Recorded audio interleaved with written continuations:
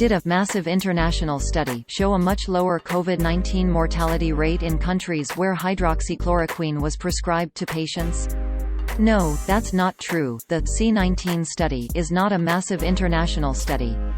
It is an anonymous collection of words and graphics referring to other scientific papers, but does not itself qualify as a scientific paper or study. No medical expert has taken responsibility by putting their name on the contents. No data source is given for the information conveyed by the graphic chart in the study. The written material in the C19 study misstates the results of at least 2 real scientific studies it lists as proof of its claims. The claim appears in an article published by Gateway Pundit on August 6, 2020, titled "Jail Fauci," which opened, quote, "Massive international study shows countries with early HCQ use had 79% lower mortality rate. This is huge. We are talking over 100,000 American lives. This is huge. Please pass this on to all of your loved ones." End quote. This is what the post looked like on Gateway Pundit at the time of writing. Source: screenshot taken by LED Stories on Wednesday, September 2, 12/17/2020 UTC. The Gateway Pundit item continues, quote, "The latest international testing of hydroxychloroquine treatment of coronavirus shows countries that had early use of the drug had a 79% lower mortality rate than countries that banned the use of the safe malaria drug. This means that Dr. Fauci, Dr. Birx, the CDC, the liberal fake news media and the tech giants have been pushing a lie that has had deadly consequences. America has lost, reportedly, over 150,000 lives.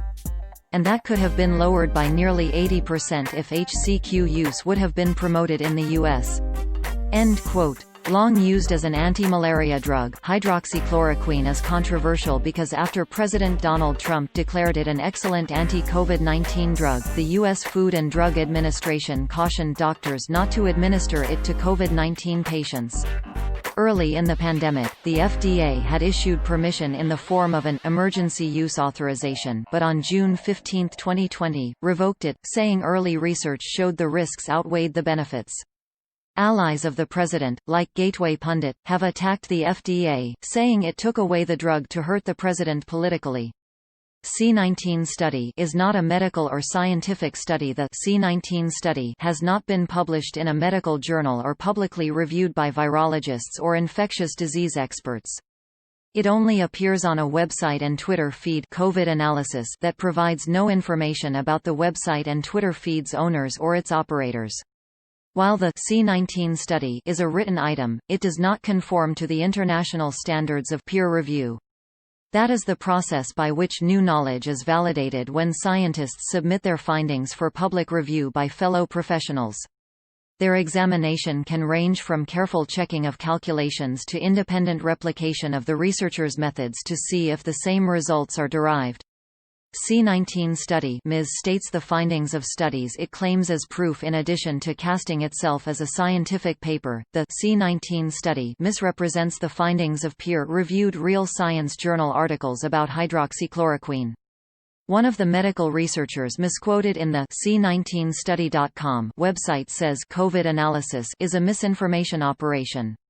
Professor David Boulware, MD, Ph.D. of the Division of Infectious Diseases and International Medicine at the University of Minnesota Medical School, said in a September 2, 2020, email to Lead Stories that the anonymous C19 study author misstates the findings of the peer-reviewed paper Boulware co-authored about hydroxychloroquine's effectiveness after patients were exposed to COVID-19. Quote, "Their analysis is 100% incorrect to a ridiculous degree.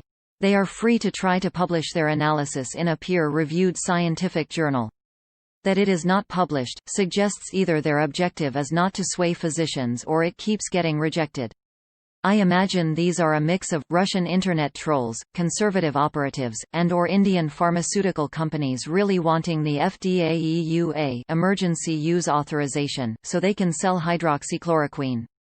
End quote. Boulware has posted on Twitter, cautioning followers of his feed, mostly medical colleagues and students, about the C19 website's study.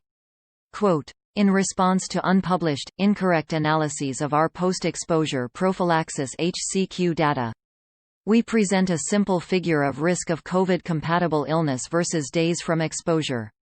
Yes, day 1 looks possibly interesting, but 95% C is wide. No statistical difference. Interaction p equals 0.52.